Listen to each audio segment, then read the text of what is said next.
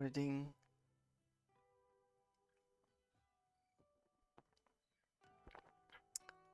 Robert Jordan's Wheel of Time, Eye of the World, Part 24.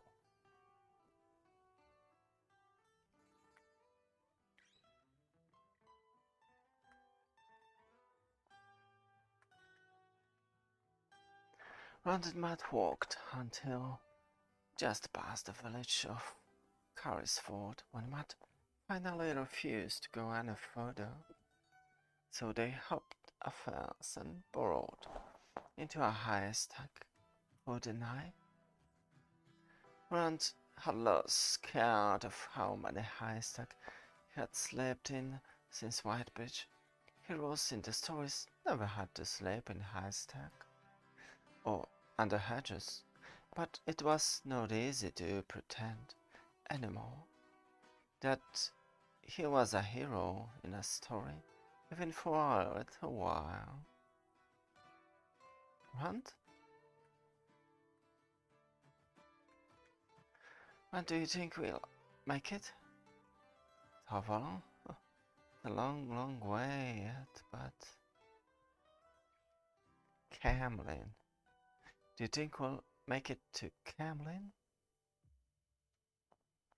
Huh. When Master Kinge dropped herself, he said 2 days. Day after tomorrow. The next day we'll get there. If there aren't 100 Darkrens waiting for us down the road, or a fade or two, I think we're the last ones left, Rand.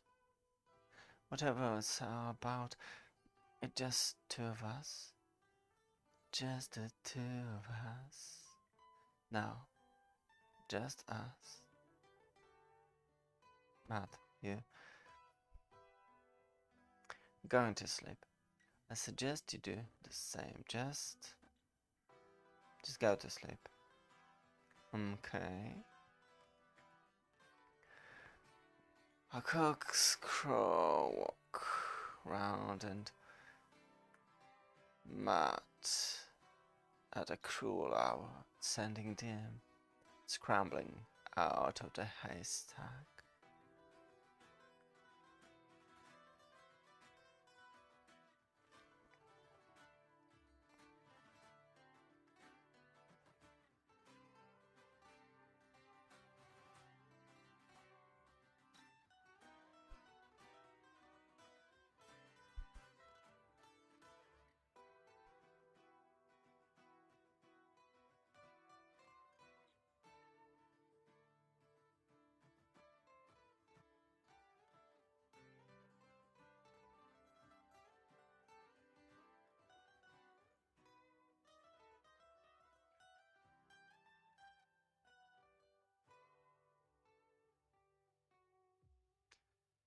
You think we might get something to eat today? We can think about that while we're on the road. The road to Camlin was busy. In addition to the scores of people heading to see the fast dragon, there were merchants, aplenty, and even squadrons of Queen's Guard. There was a good side to all of the traffic on the road, especially all of the young men heading to Camlin. For any Darkrens hunting them, it would be like trying to pick out 2 particular pigeons in a flock.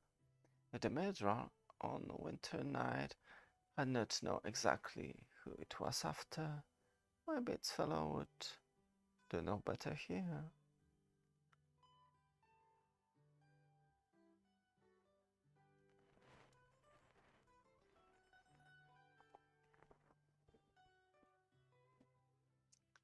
Rand's stomach rumbled frequently, reminding him that they had next to no money left.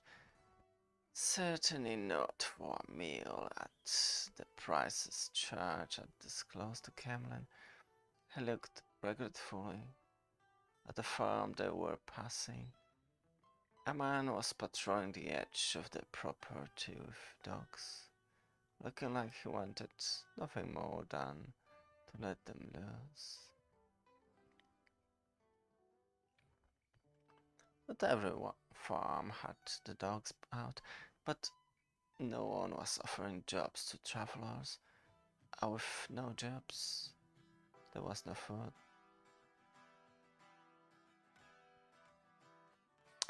Before the sun went down, Rand and Matt had walked through 2 more villages and eventually had the roads all to themselves. Rand, can't we stop yet?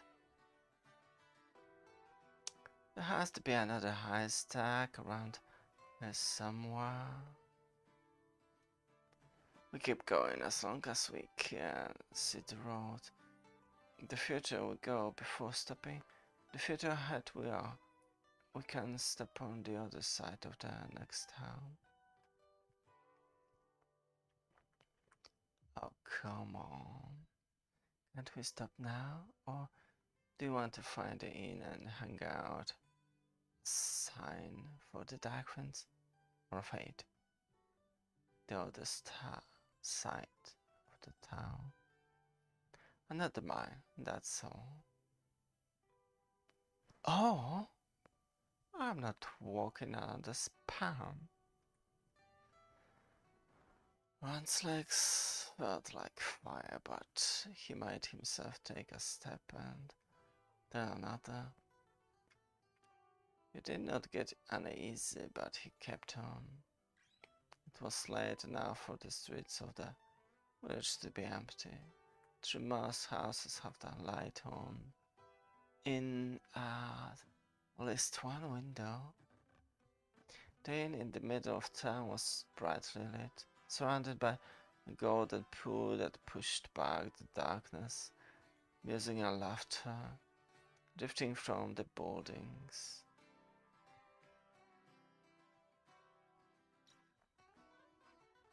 Two men stood at the far end of the inn, at the very edge of the light. Something about them made Rand uneasy. He could not put his finger on why. Was the other one murderer?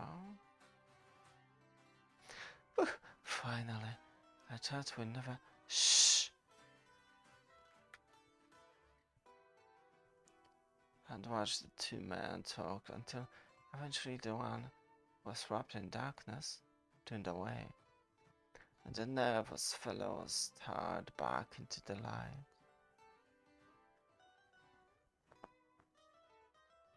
Despite the chill, Rand saw the man mopping his face with the long apron he wore, as if he were drenched in sweat. Still prickling, Rand watched the other shape moving off in the night.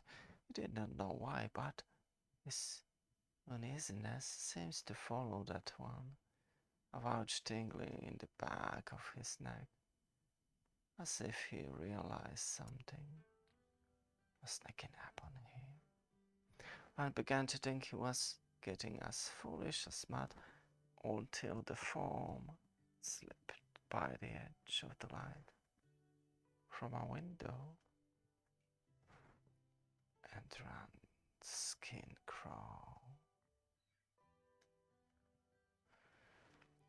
When he could more clearly see the stranger, he noticed that unlike the inside that were scree in the wind, the stranger's dark look never stirred. Fate.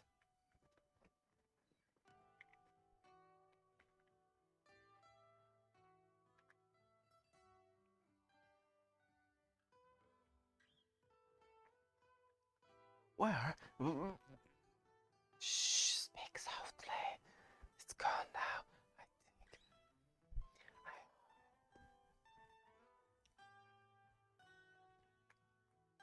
Strange friends you've got, Raymond Haldwin. Strange friends in the dark for an innkeeper.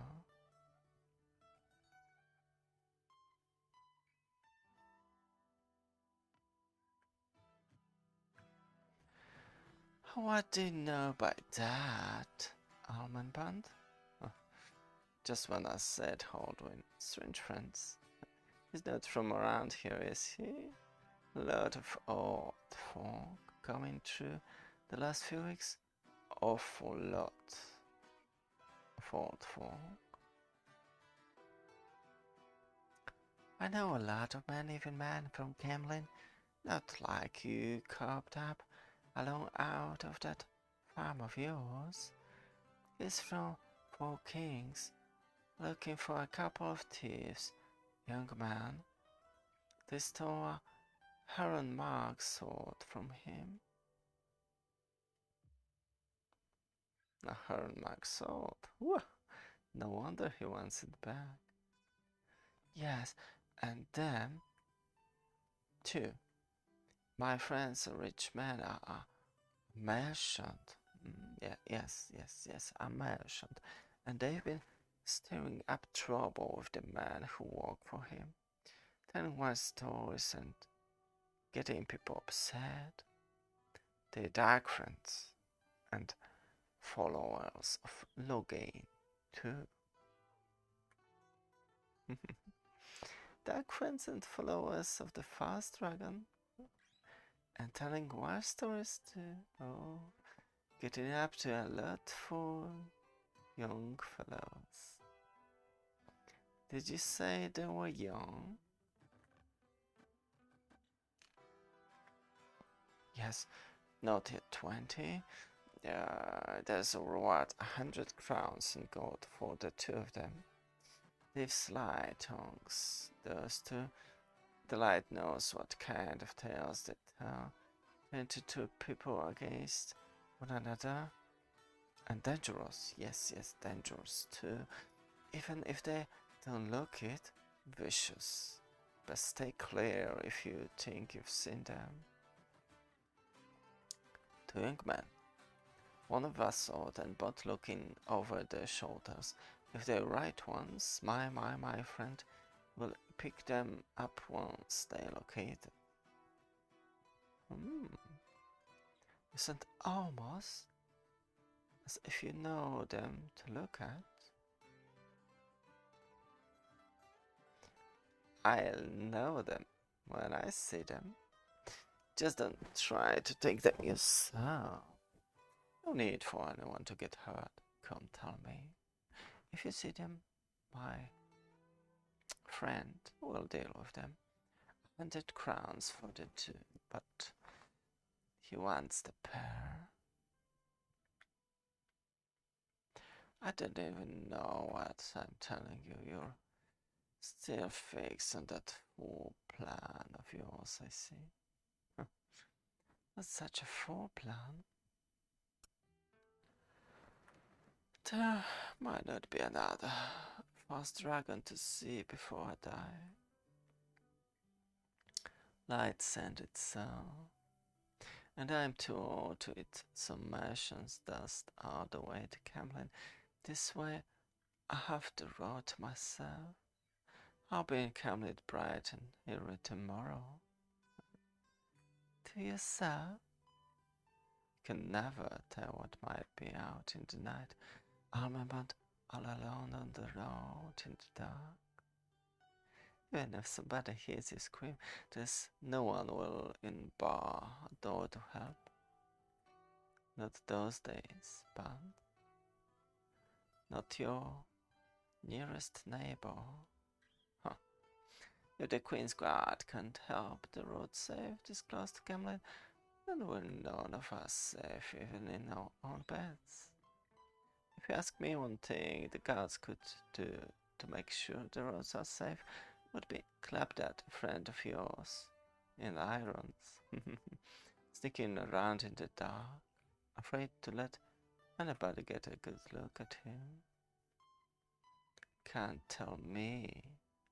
He's not up to no good.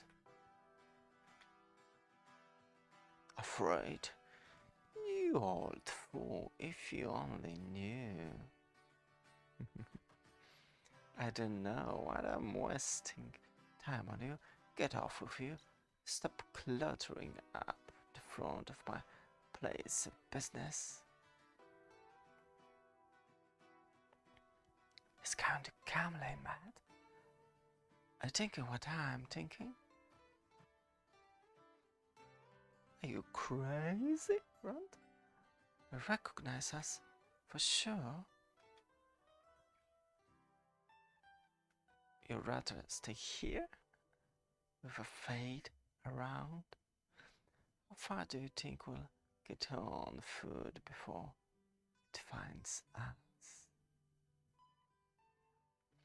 I tried not to think of how far they would get in a cart if it found them. He trotted up the road carefully, holding his cock shut so the sword was hidden. The wind and cold were excuse enough for that.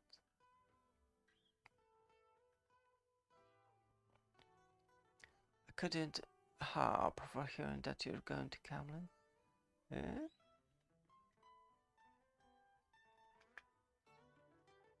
Oh. So you're going to Camlin to see the dragon, hmm? Too? Yes, the fast dragon. Of course. Well, if you want the ride, get in. I waste enough time.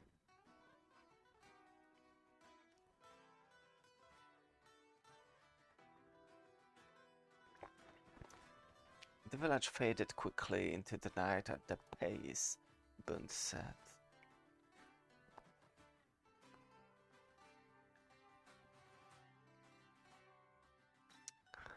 It was all Rand could do to fight the lulling creak of the wheels, but clearly had the same problem, stifling more than one yawn.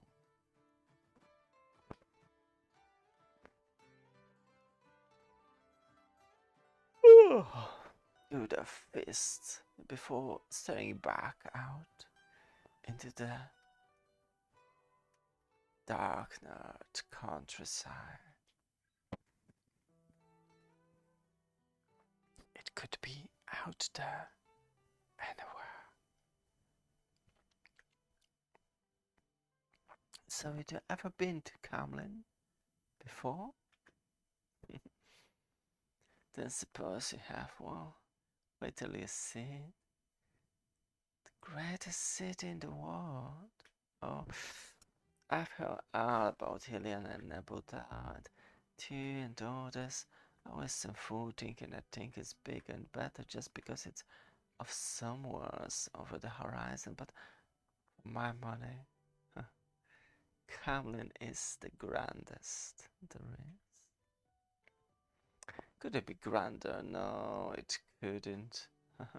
Unless maybe Queen Morghese, the light in Illuminate her, got rid of that witch from Tar Valor.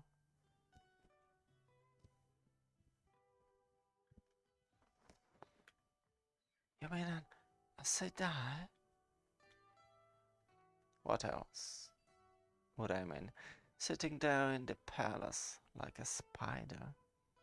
I'm a good queen's man, never say I'm not, but it just isn't right.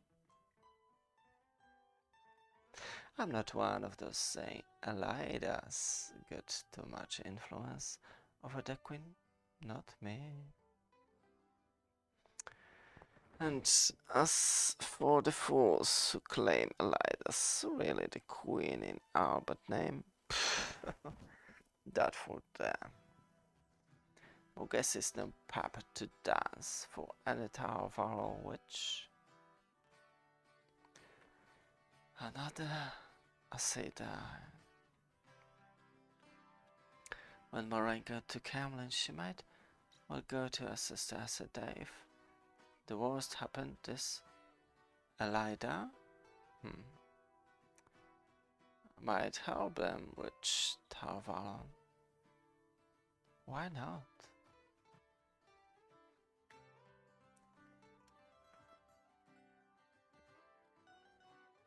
I'm a good Queensman, like I said, but even a fool says something worthwhile now and again. Even a blind pig finds an acorn sometimes. There's got to be changes this weather. The crops fading, cows dying, calves, or lambs born dead.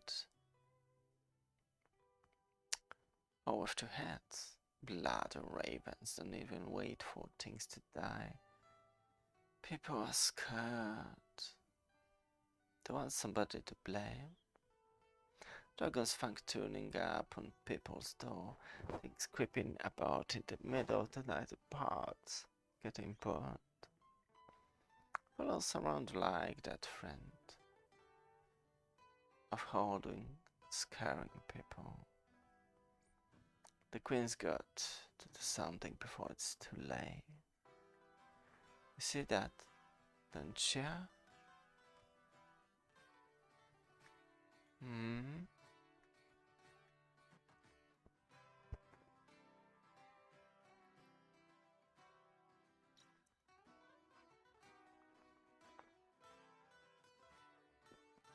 From what Almond Band was saying, Ron told it sounded as if Elmad had been even luckier than he'd first thought to find this old man and his card. They might not have gotten further down the last village if they waited for daylight. Right, I'm a good Queen's man and I'll stand against any who try to harm her. But I'm right. You take the Lady Elaine and the Lord Gawain. Now, there's a change. Wouldn't harm anything. It might do some good. Sure, I know we've always done it that way in Andor. Sent the daughter her out to Tar Valon to study with a Sedai, and the eldest son off to study with the Warders. I believe in tradition. I do, but look. What it goods us last time. Look dead in the blight before he was even a 21st prince of the sword. A Tigraine vanished, and now for that, when it came time for her to take the throne, still troubling us that. There's some saying she's still alive, you know, that Morghese isn't the rightful queen, bloody fools. I remember what happened. Remember like it was yesterday. Oh, he never stops speaking, doesn't he? And found the sleep his body cried out for. But rhythmic creak and sway of the cart lulled him and flowed off on to drove the Bund's voice.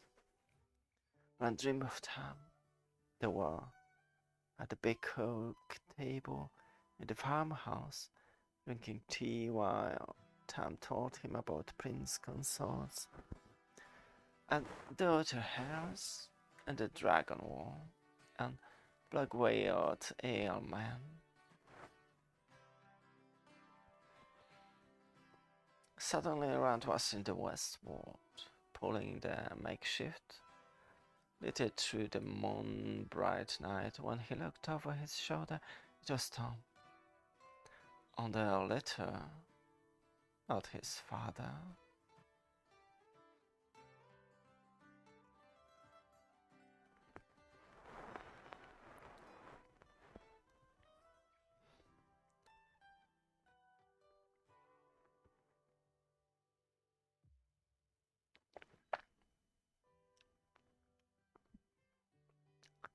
The queen is wed to the land, but the dragon. The dragon is one with the land, and the land is one with the dragon.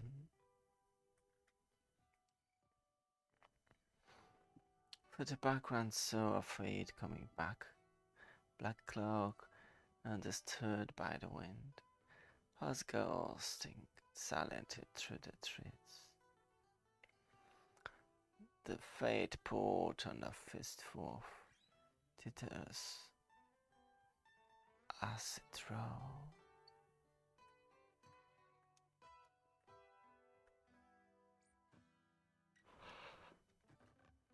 It ran back to the bound wrist of one of those who ran behind.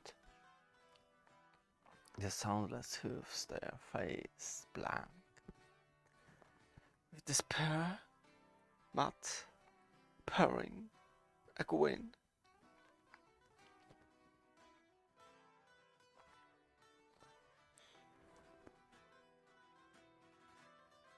Hand off. Land and Moraine hanged from the murderer's pouch next to the house.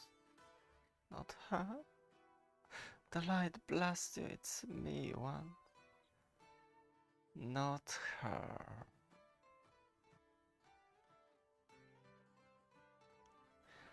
The halfman gestures, the flames consume Egwene, flesh crisping to ash and crumbling. The dragon is one with the land, and the land is one with the dragon.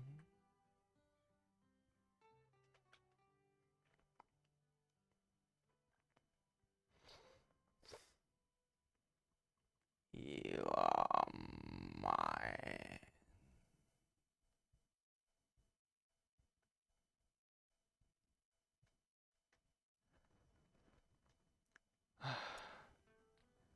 You're all the way awake? Give me a start, you did. Yelling like that, well, we're there.